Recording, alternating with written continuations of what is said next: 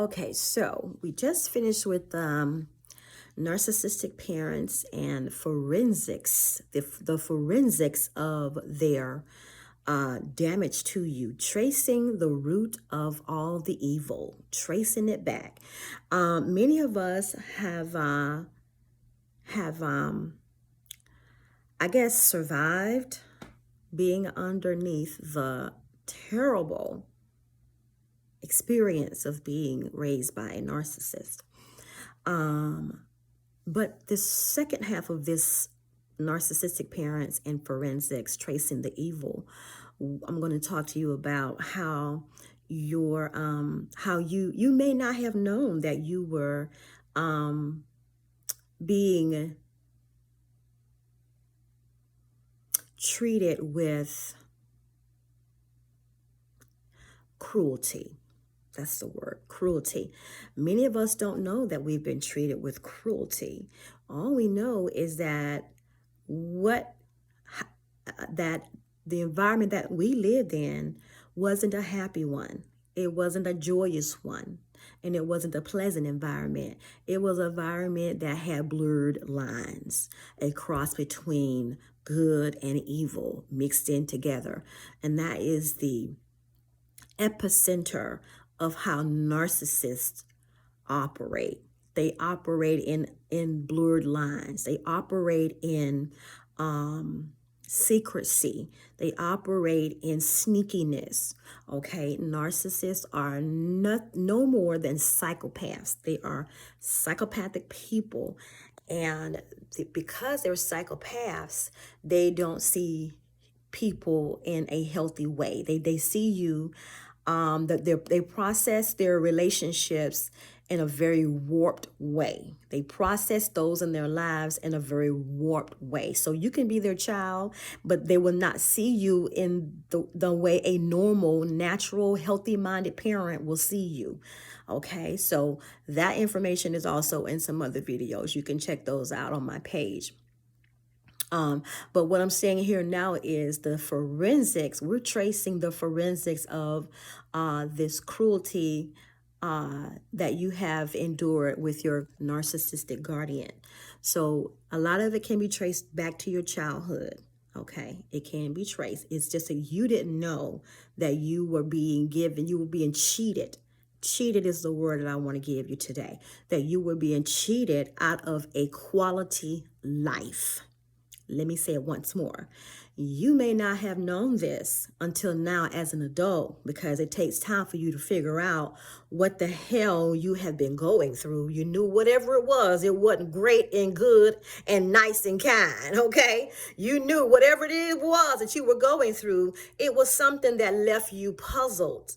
It was something that left you feeling puzzled, because narcissists like for you to be confused. They enjoy manipulating and confusing people. They enjoy you not being stable. They enjoy you not knowing what they're up to. They enjoy illusions. They enjoy anything that is not going to give you balance in your life.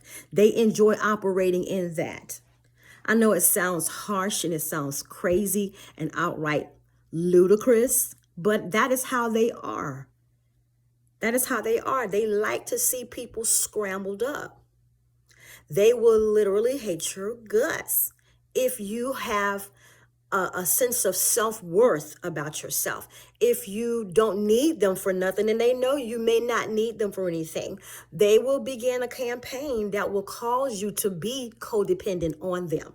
That's another word, codependence. Narcissists like crippled people. They like sickly people. They like people that will need them for something. They have a sick desire to be needed in the worst way fashion.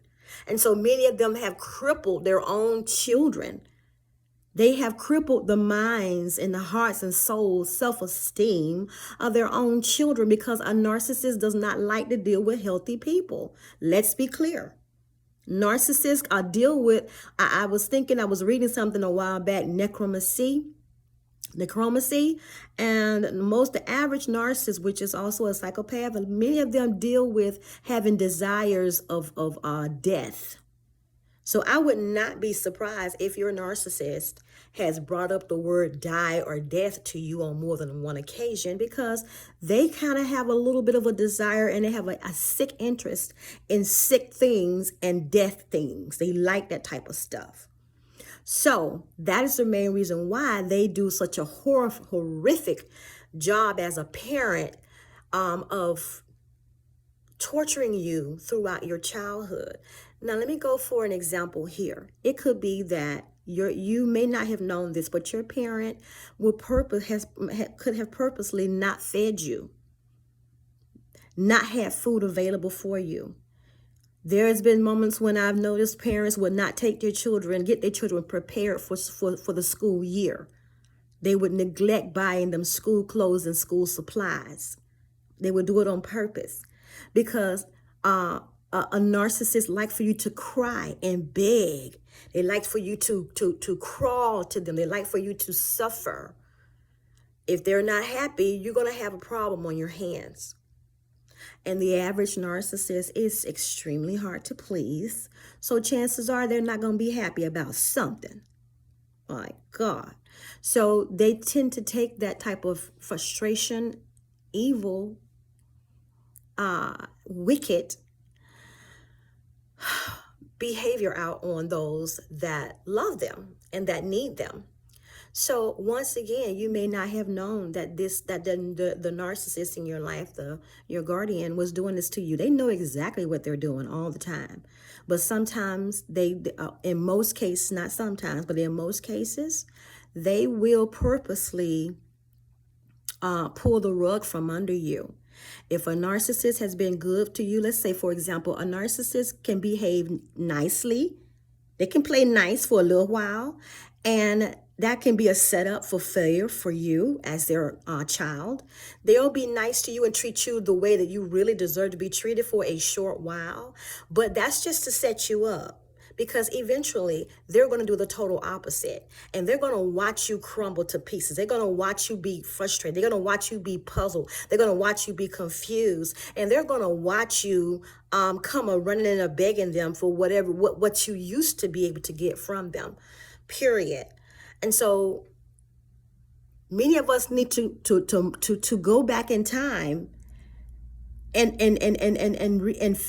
mark these areas in life that has brought you to this very time and space in life. You may be a full-grown adult right now, but it's best that you are able to mark back, go back in history, and you will be able to trace the legacy of your narcissistic parents' handiwork on your mind.